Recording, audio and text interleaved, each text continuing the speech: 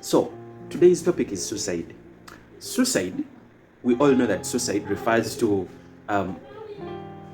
this willing of someone who wants to take his or her life. Key things about suicide: before this person takes their lives, at first and foremost, their intention is to die.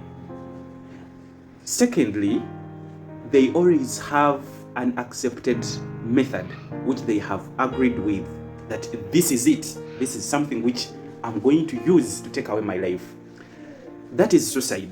And we've seen our loved ones, we've seen very many people taking their lives, and they leave us just like that. The other thing which you need to know about suicide: by the time they choose to take their lives, that's when they have tried several options to answer their insurmountable problem. By the time they choose to take their lives, they have tried very many options, and suicide comes out as one of these options. When the others have failed, that's when they choose suicide, and they start to think that life will be better without them, or life to continue without them. So these are the 7 people who are at risk of committing suicide. Number 1, a man.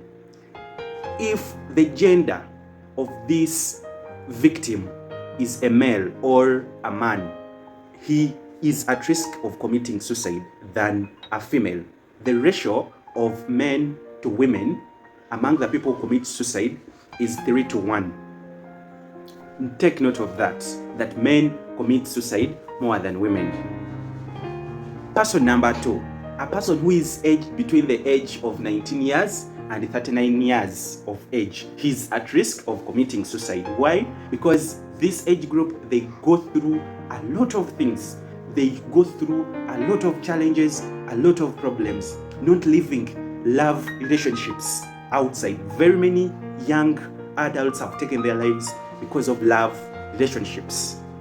Take note of that a person who is aged between 19 and 39 years, they are at risk of committing suicide. Person number 3. Another person is a person who has a history, a family history of suicide.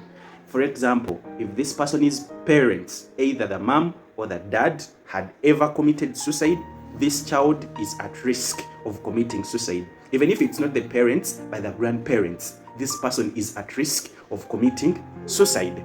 Take note of that suicide can be genetical. Person number 4 is a person who is having a physical illness, especially chronic diseases like diabetes, diseases like hypertension. We've seen many who have taken their lives because of these chronic diseases.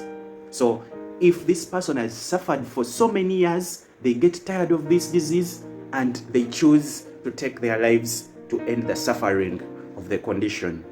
Person number 5. This is a person who has adverse life events or circumstances. This person has gone through a lot. This person has no money. This person has tried several jobs and he has failed. This person has gone through a lot of problems, not until when he gets this insurmountable problem and he's trying to find out how he can go out of this problem, and he fails. This person chooses an option of taking away his or her life. Another person is a person who is having a mental disorder, for example, depression or schizophrenia or mania, that is like bipolar affective disorder. A person who has a personality disorder, they are at risk of committing suicide. Why? Because in mental illness, this person is not him. This person is not his brain that is working. His brain is impaired. So a person who is having schizophrenia can hear a voice that can experience a hallucination commanding him or her to take their life, and this person ends up killing their lives. A person who is going through depression, he's at risk of committing suicide. So number 7 is this person whose culture, they have strong norms, strong and rigid cultural norms and practices. They are at risk of taking their lives. Why? Because you know, there is a way we are attached to our cultures. We cannot run away from our cultures. It's kind of like we are in a bondage. And if this person tries to come out to go away from their culture, when they can't, so they look at killing themselves as one of the options of how they can get out from, or to get detached from their culture, and we end up losing such a life just like that.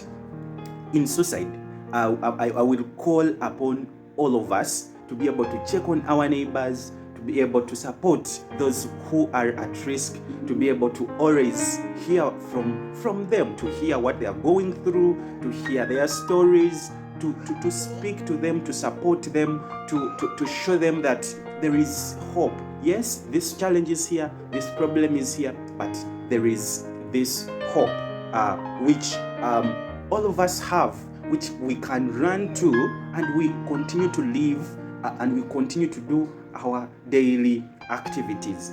Thank you very much. Today we've talked about suicide. Next time we shall talk about a different topic in regards to mental health. Please like and share this video and follow us. Thank you.